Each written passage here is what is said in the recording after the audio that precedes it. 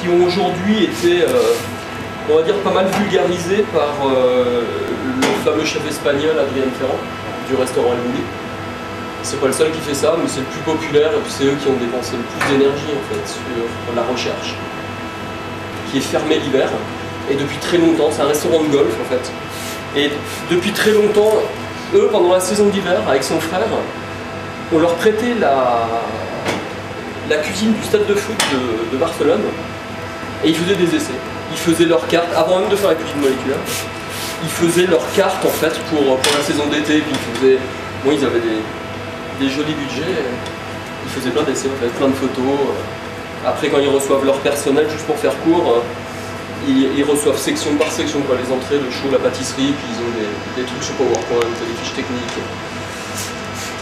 Donc en fait, un des gars qui est vraiment à l'origine de ça, qui lui a commencé il y a 20 ans, vous connaissez sûrement, c'est Hervé Tisse, qui est un chercheur en fait, français qui travaille pour l'INRA, qui est l'Institut National de Recherche pour l'Agriculture. Mais ils ont pas mal de... Ils font d'autres choses aussi, quoi. Ils ont d'autres départements.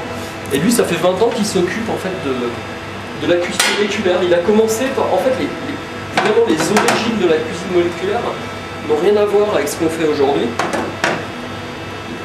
Ils ont commencé par expliquer avec des vieux cuisiniers français pourquoi quand on fouettait de la crème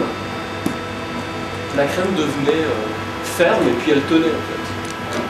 Donc il y a eu des émissions il y a très longtemps, dans les années 80 en France, où il y avait un chef de cuisine en fait, qui faisait un truc tout simple, et puis il y avait un scientifique qui était sur le plateau et qui expliquait.